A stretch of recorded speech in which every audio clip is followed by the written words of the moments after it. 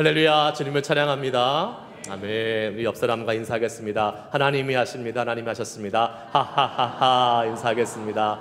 하하하하 앞자리만 따서 인사하는 겁니다. 할렐루야, 할렐루야. 여러분 오늘 어떠십니까? 네. 제가 기대했던 대답은 아니고요. 예전에 여러분 오래전에 그 코미디 막 프로그램 아주 유행할 때 그 기억나실지 모르겠어요. 뭐 유머 1번지가 이런 거에서 회장님이 딱 나와서 여러분 오늘 어때요? 그러면 여러분 TV를 안 보시는구나. 맞아. 제가 그거를 자꾸 간과해요. 좋습니다 그러잖아요. 아주 이거 믿음의 표현입니다. 예, 믿음을 선포하는 겁니다. 하나님께서 우리에게 좋게 하시고 또 하나님이 우리에게 좋은 길로 인도하실 거라는 그런 믿음의 선포를 한번 같이 했으면 좋겠습니다. 여러분 오늘 어떠십니까? 네, 우리 옆 사람에게 이렇게 축복했으면 좋겠습니다. 좋은 일이 가득하시기를 축복합니다. 주님 안에서 좋은 일이 가득하신 여러분의 삶이 될 수 있기를 소망합니다. 자, 여러분 오늘 우리 이제 홀리 이 세 번째 시간, 마지막 시간으로 오늘 우리가 한번 이 마지막 8절 사명에 대해서 한번 생각해보고 주님의 부르심과 또 주님이 원하시는 그 길로 가는 모습에 대해서 함께 우리가 살펴보려고 하는데, 거기에 들어가기 전에 우리가 지난 시간에 죄사함의 은혜와 용서의 기쁨, 또 하나님이 우리에게 베풀어 주신 그 구원의 은혜와 감격을 조금 더 다시 살펴보고, 지난번 한 시간은 너무 부족한 것 같아서 조금 더 우리가 설명하고 또 살펴본 다음에 이 8절 사명에 대해서 좀 넘어가 봤으면 좋을 것 같아요. 자, 한번 따라해 봅시다. 죄사함의 용서를 받으면 달라집니다. 달라져요. 예. 지난주에 우리가 살펴본 것처럼 지극히 거룩하신 하나님 앞에 이사야가 섰을 때에 이사야는 자신의 죄를 깨닫고 자신의 부정함을 깨닫고 그 죄와 그 부정함으로 인해서 견딜 수가 없었습니다. 여러분, 죄를 깨닫는 것, 그리고 그 죄 때문에 아파하고 견딜 수 없는 것, 그것이 하나님의 은혜인 줄 믿습니다. 왜냐하면 많은 사람들이 자신이 죄인됨을 깨닫지 못하고 또 죄인됨을 깨닫는다 할지라도 그 죄의 심각성을 느끼지 못한다고 우리 지난주에 함께 말씀 나눴잖아요. 교회에 처음 오신 분들, 또 아직 이 죄사함의 기쁨, 예수 그리스도를 만나지 못하신 분들이 늘 항상 하는 말이 있습니다. 교회에 가면 왜 이렇게 죄인이라고 자기를 몰아붙이냐요. 나는 특별히 나쁜 짓 한 것도 없고 그렇게 뭐 못된 짓 하면 산 것도 없는데 교회 가면 계속 죄인이라고 얘기하니까 불편해서 못 있겠다라는 겁니다. 여러분, 우리가 죄인이 아닌 것 같아도 사실 다 죄인입니다.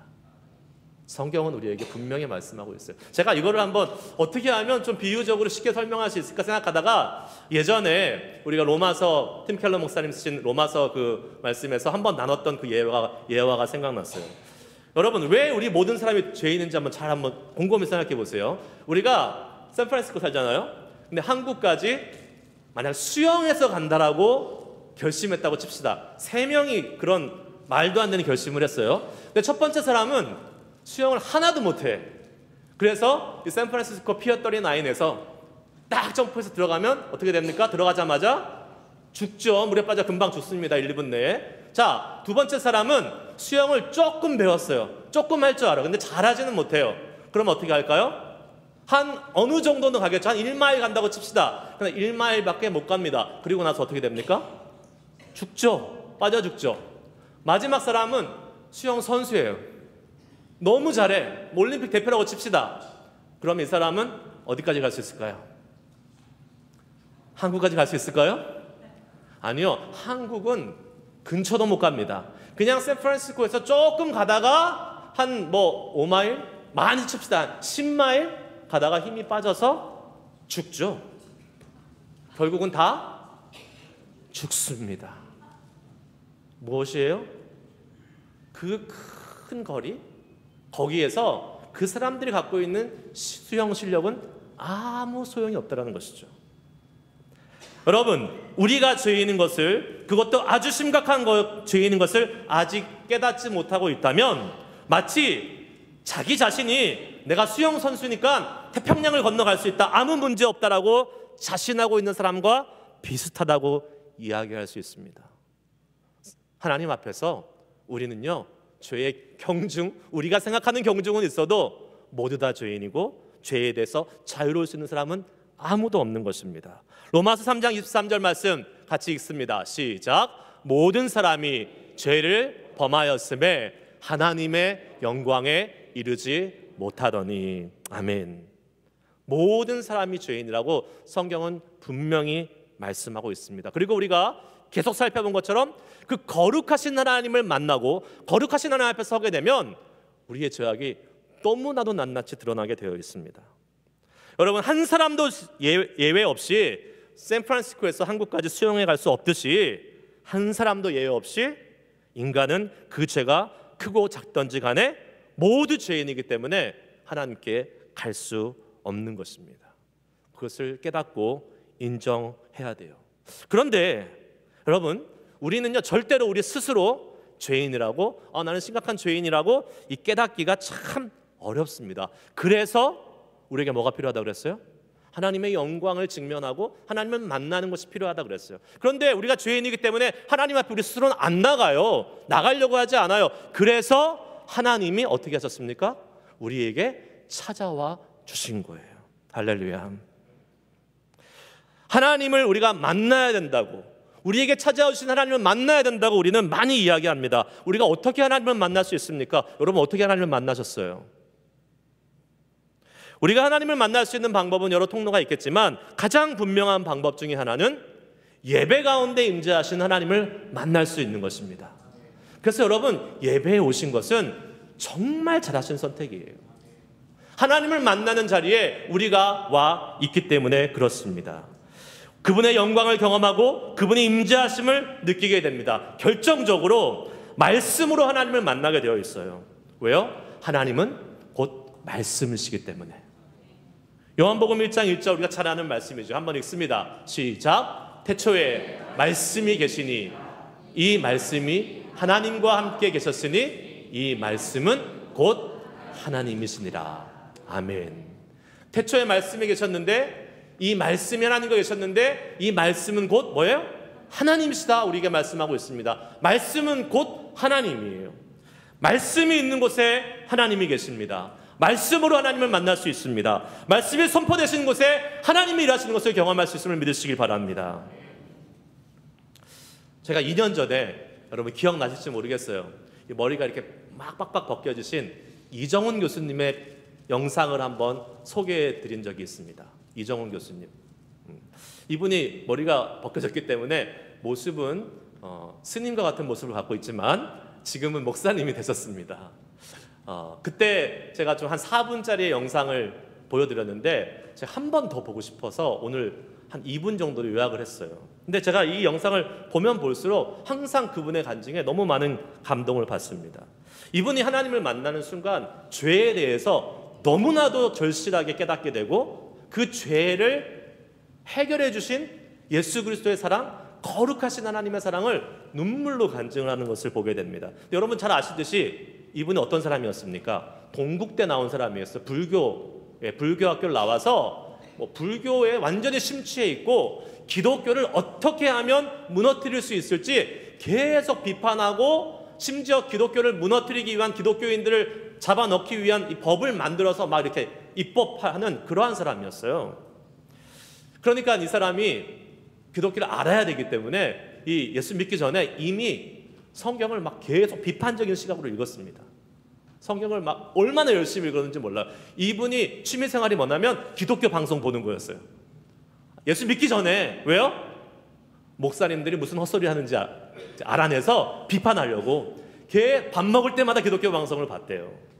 여러분, 근데 그렇게 수년 동안 하나님의 말씀을 읽고 설교를 듣는 가운데 자기도 모르게 하나님의 말씀이 그 안에 쌓였습니다. 그러던 어느 날, 그날도 여전히 목사님의 설교를 비판하기 위해서 기독교 방송국에서 틀어놓고 밥을 먹는데, 그날따라 설교하시는 목사님이 죄에 대해서 설교를 하는데 그 죄라는 단어가 자기 가슴에 꽉 들어와서 나가지 않더라는 것입니다. 그 순간 어떤 일이 벌어졌는지 이분이 하시는 말씀을 다시 한번 이분의 입술을 통해서 우리가 한번 들어봤으면 좋겠어요. 한번 볼까요? 그러니까 완전히 저를 사로잡아 버린 거예요. 죄? 이렇게. 그래서 평소 같았으면 죄인? 목사님이나 잘하세요. 이렇게 또 반발하면서 비판을 했어야 되는데 비판이 안 나와요. 갑자기. 좀 키워주세요. 엎드렸어요. 땅바닥에. 그러니까 정확하게 표현드리면 그때 느낌이 세포까지 내가 죄인이라는 걸 알게 되버렸어요. 그냥 전적으로 부패한 죄인이라는 게 그냥 알게 되니까 견딜 수가 없어요. 죽는 거에 길이 없구나 해서 제일 강한 느낌이 난 죽었다였습니다. 그래서 꼼짝도 못하고 방바닥에 엎드려서 떨었죠. 부들부들 떨었죠. 그때 이제 정신을 차리면서 왜 안 죽었을까가 굉장히 궁금해지. 분명히 죽었어야 되는데 왜 안 죽었지? 그걸 막 생각하는데 그때 이게 폭풍처럼 그동안 읽었던 말씀 속에 예수님이 떠오르고 그러면서 예수가 누구시냐? 도대체 이분이 누구시냐? 그러면서 내가 왜 안 죽었는지가 떠오르는데 주님이 고난받으신 게 그렇게 다가와요. 그 십자가가 뭔지 알겠고 그러면서 그 거룩하신 창조주가 누가 죽으신 거냐? 이거를 느낄 때 감당할 수 없죠. 그래서 누가 죽으신 거냐? 이분이 누구시냐? 그러니까 완전하시고 거룩하신 창조주신데 이분이 어떻게 나같이 더러운 자를 위해서 그 고난을 다 겪으시고 십자가에서 죽으시냐? 그러니까 그 사랑이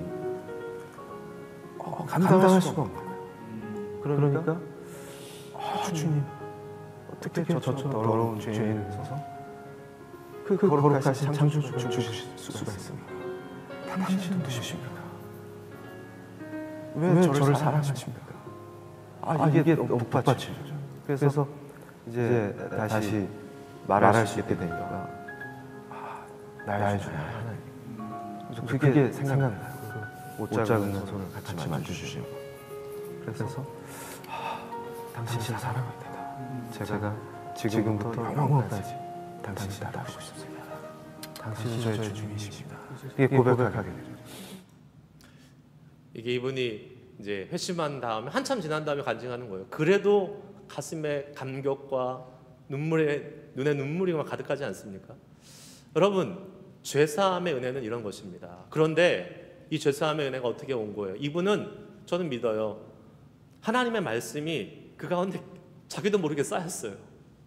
자기가 비판하려고 읽었지만 자기도 모르게 그 하나님이 사랑하시는 그 마음이 그 안에 쌓여서 하나님의 때가 됐을 때에 그 죄가 깨달아지고 그 말씀이 안에서 역사하시면서 예수님의 십자가가 떠올랐다는 거 아니에요. 이 사람이 무슨 성경을 예배를 드린 적이 있습니까? 뭐 성경을 제대로 은혜를 받으려고 읽은 적이 있습니까? 그냥 계속 읽은 거예요. 비판하려고 읽은 거예요. 그럼에도 불구하고 그 안에 쌓여있는 그 하나님의 말씀이 이 사람을 구원의 길로 인도했다는 건 아니겠습니까?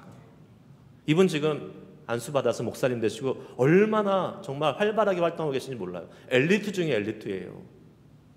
정말 귀하게 사용받고 있어요. 여러분, 하나님은 말씀이십니다. 말씀을 억지로라도 여러분 가슴에, 여러분 영혼에 넣으시길 바랍니다. 말씀이 선포되는 예배의 자리에 최선을 다해서 참여하시길 바랍니다.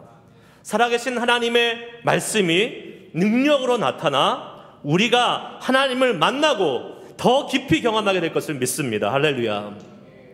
우리가 죄인임을 깨닫고 나 같은 하찮은 이 죄인을 위해서 십자가에 죽으신 그 주님, 그 거룩하신 하나님의 은혜를 깨닫게 될 때 이분이 고백한 것처럼 우리는 그분이 나의 주, 나의 하나님이시다라고 고백할 수밖에 없는 거예요. 그리고 그분을 위해서 살고 싶은 마음이 생기지 않을 수 없는 것입니다. 이 이정훈 목사님도 그랬고 저도 그랬고 여기 계신 많은 분들이 그 하나님을 만나고 그 주님을 위해서 살고 싶은 마음이 생겨났을 것입니다. 저는 소망합니다. 아직 그 거룩하신 하나님을 만나지 못한 분들이 이 자리에 계시다면 오늘 이 예배와 말씀을 통해서 그 하나님을 만나는 귀한 은혜가 있기를 주의 이름으로 축복합니다. 아니, 그렇게 될 줄 믿습니다. 그렇게 되면 어떻게 된다고요? 그 하나님의 죄사함의 용서함의 은혜를 경험하면 우리의 인생이 달라집니다. 할렐루야. 달라져요. 죄에 묶여있는 속박된 인생이 아니라 죄로부터 자유함을 얻고 우리의 삶의 영원한 주인 대신 그 주님을 만나게 되는 놀라운 은혜가 생기고 그 주님을 위해서 살고 싶은 강렬한 소망이 생겨나는 것입니다. 그 말씀이신 하나님이 우리와 같이 인간이 되어 이 땅에 오셔서 하나님을 보여주신 분이 누구예요? 바로 예수 그리스도이십니다. 요한복음 1장 14절 말씀 같이 읽습니다. 시작. 말씀이 육신이 되어 우리 가운데 거하심에 우리가 그의 영광을 보니 아버지의 독생자의 영광이요 은혜와 진리가 충만하더라. 아멘. 말씀이 육신이 되어 하나님께서, 말씀이신 하나님께서 육신, 인간이 되어서 예수 그리스도의 모습으로 이 땅에 오신 것입니다. 그 덕분에 우리가 하나님을 보게 되고 하나님을 믿게 된 것 아니겠습니까? 예수님이 이 땅에 오셔서 하나님이 누구신지를 보여주셨어요. 알려주셨어요. 그럼 우리는 어떤 분들 이렇게 말해요. 아니, 2000년 전에 오신 예수님이기 때문에 2000년 전에 유대 땅, 팔레스타인 땅에 있던 그 사람들이 예수님을 본 거지 우리는 예수님을 안 보잖아요. 못 보잖아요. 근데 우리가 어떻게 믿어요? 네, 우리의 육신의 눈으로는 예수님을 볼 수 없습니다. 그러나 예수님이 오셨기 때문에 그분에 대한 너무나도 자세하고 너무나도 생생한 기록이 성경에 너무나 많이 기록되어 있습니다. 비록 우리는 육신의 눈으로 예수님을 보지 못하지만 우리는 마치 그 예수님을 육신의 눈으로 보는 것처럼 생생하게 하나님의 말씀을 통해서 예수님을 볼 수 있음을 믿으시길 바랍니다. 그 말은 하나님을 보는 거예요. 예수님이 오셔서 하나님을 보여주시는 것으로 그친 것이 아니라고 말씀드렸죠. 그분이 어떻게 해요? 우리의 죄를 사하시기 위해서 십자가에 올라가셔서 우리의 죄를 다 지시고 희생제물로 십자가에서 자신의 생명을 내어주셨다고 성경은 우리에게 계속 말씀하고 있습니다.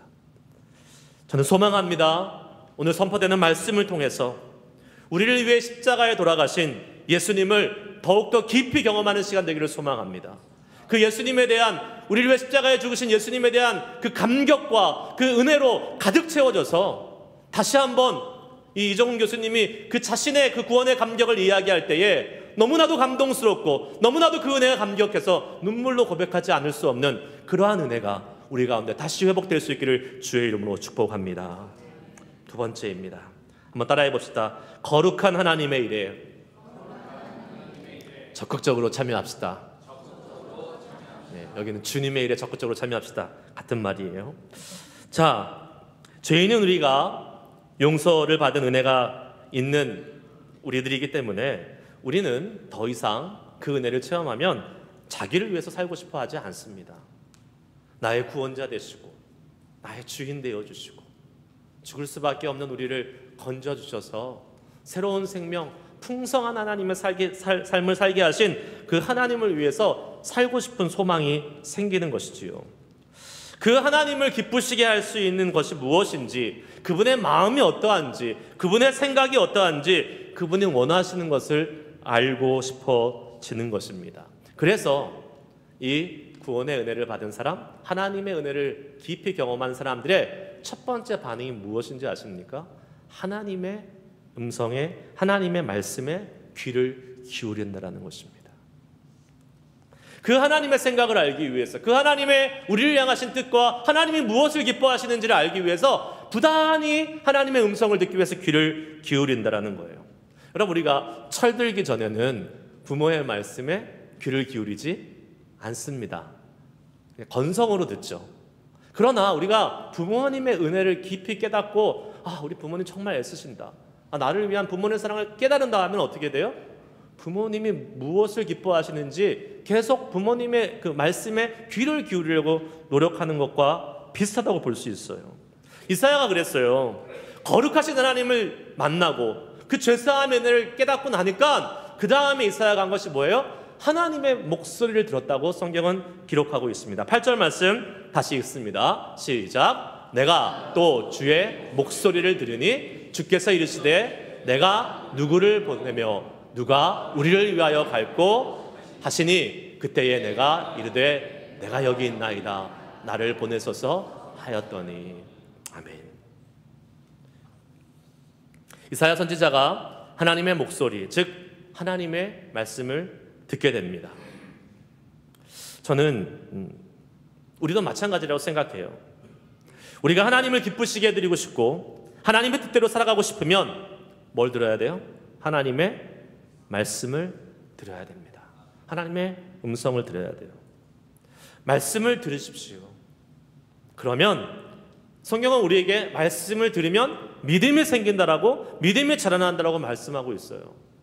로마서 10장 17절 말씀 같이 믿음으로 선포합니다. 시작. 그러므로 믿음은 들음에서 나며 들음은 그리스도의 말씀으로 말미암았느니라. 아멘. 하나님의 소리, 하나님의 음성, 하나님의 말씀을 듣는 방법은 여러 가지가 있습니다. 가장 쉬운 방법, 가장 일반적인 방법은요, 우리가 예배 드릴 때 하나님의 강단을 통해서 하나님의 설교자, 하나님의 세우신 종을 통해서 선포되는 주의 말씀을 듣는 것입니다. 데살로니가전서 2장 13절에 하나님의 말씀이 선포될 때 그 말씀을 사람의 말씀으로 말로 받지 말고 뭘로 받으라 그랬어요? 하나님의 말씀으로 받으라 그랬습니다. 그렇게 하나님의 말씀으로 받는 자에게 뭐예요? 너희 믿는 자 가운데서 그 말씀이 역사한다라고 말씀하고 있습니다. 여러분, 오늘 하나님의 말씀을 듣는 이 시간인데 김종원 목사 인간이 준비해온 말씀으로 듣지 마시길 바라요. 오늘은 또 목사님이 얼마나 열심히 준비해 오셨나, 오늘은 또 무슨 재미난 얘기를 하시나. 아니요, 하나님께서 오늘 저를 대신해서, 저를 통해서 말씀하고 계시는 것입니다. 그 하나님의 말씀을 아멘으로 겸손히 듣는 자에게 말씀이 역사하는 놀라운 능력이 나타날 줄 믿습니다. 하나님의 말씀이니 우리가 마음의 문을 열고 겸손히 적극적으로 들으실 수 있기를 바랍니다. 또한 하나님의 말씀을 듣는 방법은 우리가 개인적으로 성경을 묵상하고 또 성경을 읽으면서 하나님께서 내게 주시는 음성을 직접 듣는 방법입니다. 물론 하나님의 음성이라 그래서 우리의 귀로 듣는 음성만을 의미하는 것은 아닙니다. 아니요, 오히려 지금 신약시대에는 우리가 귀로 듣는 하나님의 시대가 아니라 우리의 마음으로, 우리의 영으로 듣는 시대라고 할 수 있습니다. 우리의 마음의 울림으로, 우리의 마음에 말씀하시는 하나님의 음성이 있습니다. 여러분, 우리가 지금 계속해서 하나님의 말씀을 계속 읽어오고 있지 않습니까? 제가 부탁드린 게 뭐예요? 그냥 읽고 끝나지 말고 그 가운데서 한 구절이라도 하나님의 말씀을 붙잡읍시다. 그리고 그 말씀을 적고 그 말씀을 붙들고 기도하면 우리가 그 말씀이 마치 하나님이 우리에게 들려주시는 음성으로 믿고 하루하루 그 하나님의 음성을 듣고 살아가는 사람으로 삽시다라는 것이 그 취지 아니겠습니까? 여러분, 우리가 주의 말씀을 읽을 때에 유난히 우리의 마음속에 남겨져 있는 말씀이 있습니다. 이정훈 교수님은 그 죄라는 단어가 남겨져서 그 죄가 그분의 삶을 바꿔놓은 것처럼 우리가 하나님의 말씀을 읽을 때에 우리의 가슴 속에 남아서 우리의 가슴을 움직이고 우리를 이끌어가는 그 말씀이 있어요. 그것이 하나님의 음성인 줄 믿으시길 바랍니다. 그 하나님의 음성을 듣고 살아가는 사람이 되어야 되는 것이지요. 오늘 이 시간 우리에게 들려주시는 하나님의 음성은 무엇입니까? 여러분, 오늘 예배 드리시면서 또 하나님의 말씀을 듣는 이 시간을 통해서 하나님이 우리에게 주시는 음성은 무엇이에요? 저는 이사야 6장 8절 말씀을 주님이 우리에게 들려주시는 음성으로 듣는 시간이 될 수 있기를 축복합니다. 내가 누구를 보내며 누가 우리를 위하여 갈꼬. 하나님이 사람을 찾고 계십니다. 근데 좀 이상합니다. 뭐가 이상해요? 하나님이 왜 사람을 찾으실까? 하나님이 사람이 굳이 필요하실까? 하나님은 능력이 많으시고 온 세계 만물을 창조하시고 주관하시는 전능자신데 굳이 사람이 필요할까? 필요하세요? 안 필요하세요? 안 필요하세요. 엄밀히 말하면 하나님은 안 필요하세요. 그런데 왜 하나님이 사람을 필요해서 찾는 것처럼 오늘 말씀하고 있습니까?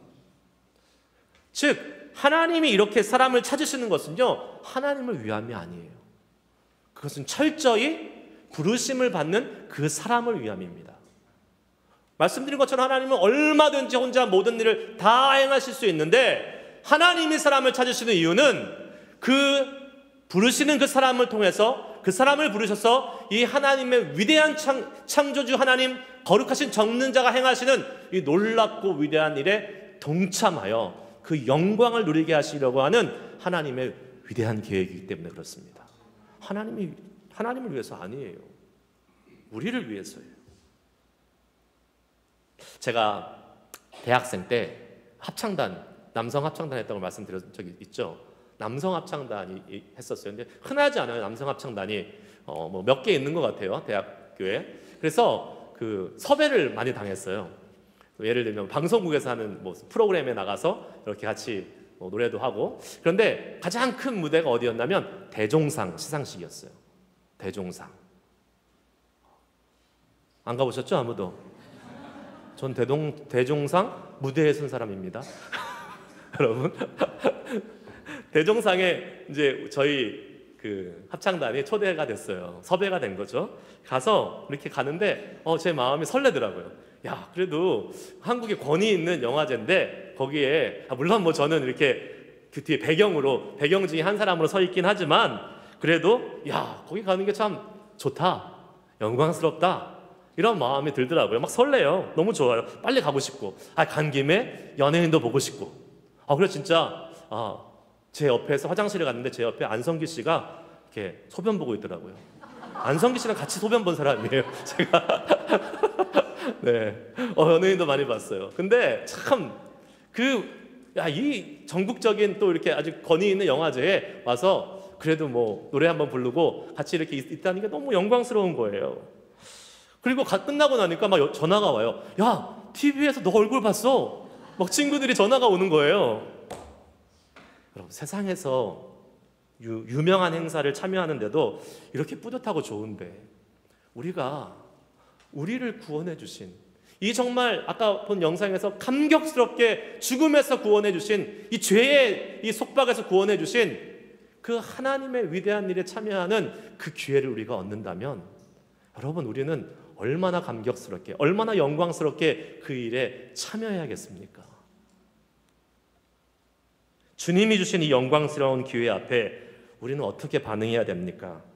성경은 오늘 이사야처럼 반응해야 된다고 우리에게 보여주고 있습니다. 이사야가 어떻게 반응했습니까? 다시 한번 8절 읽습니다. 시작. 내가 또 주의 목소리를 들으니 주께서 이르시되 내가 누구를 보내며 누가 우리를 위하여 갈고 하시니 그때에 내가 이르되 내가 여기 있나이다. 나를 보내소서 하였더니. 아멘. 이사야는 반응했어요.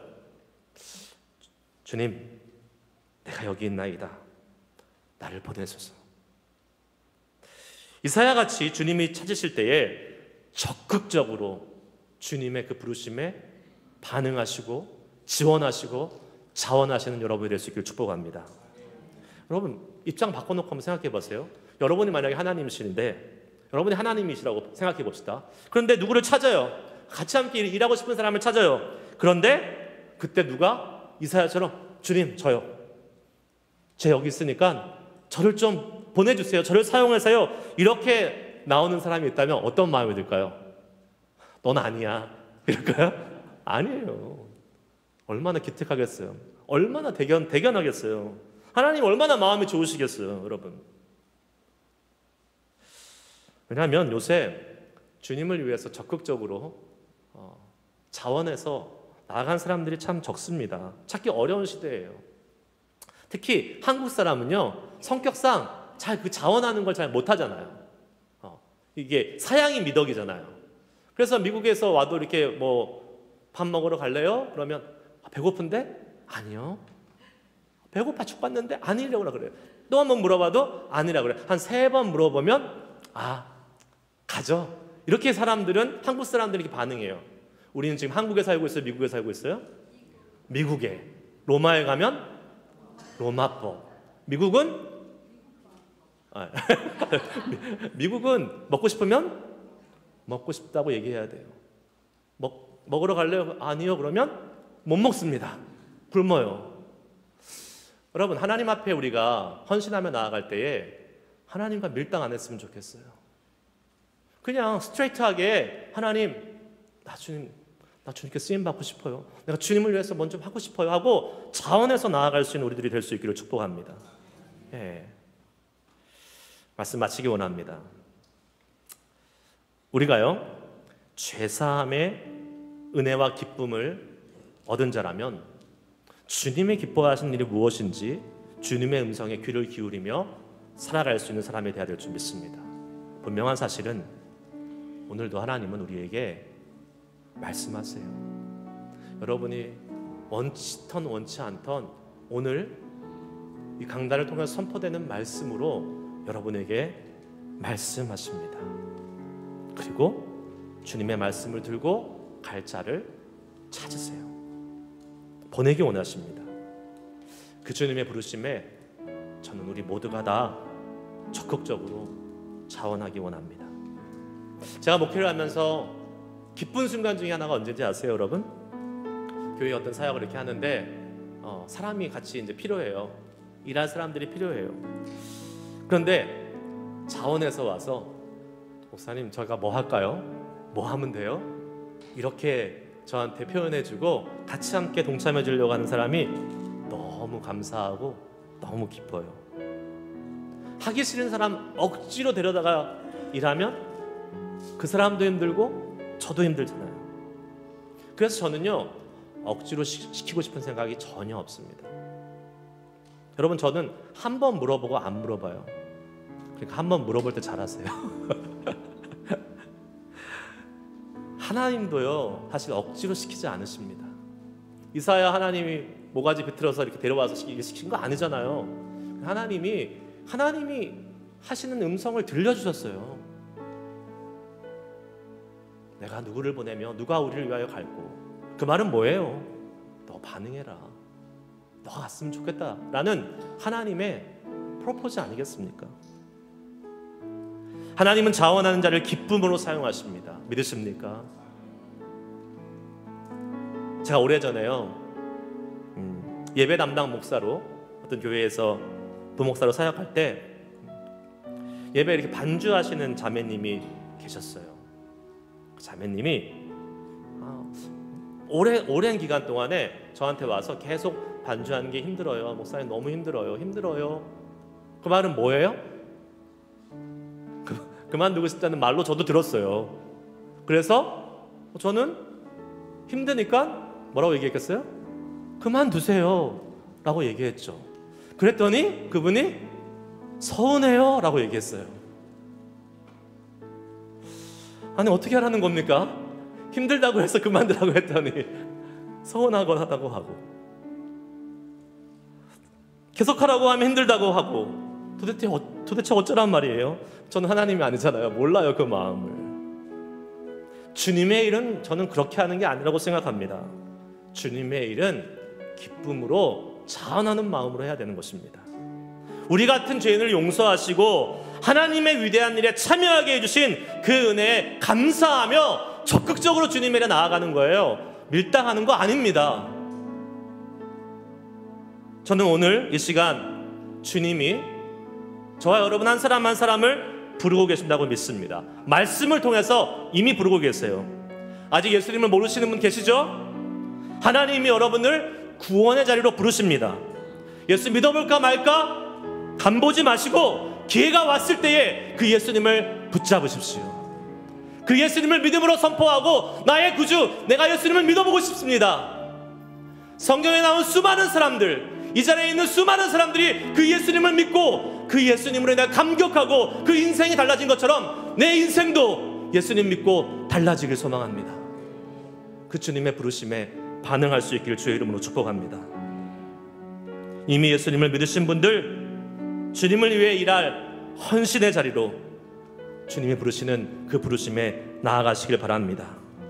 주님의 몸된 교회를 위한 봉사의 자리이고, 하나님의 말씀을 공부하는, 그 말씀을 사모하는 성경 공부의 자리이고, 주님을 더 깊이 경험하는 예배의 자리이고, 복음을 들고 이웃과 열방을 향해 나아가는 전도와 선교의 자리에 하나님이 지금 이 시간 여러분 부르십니다.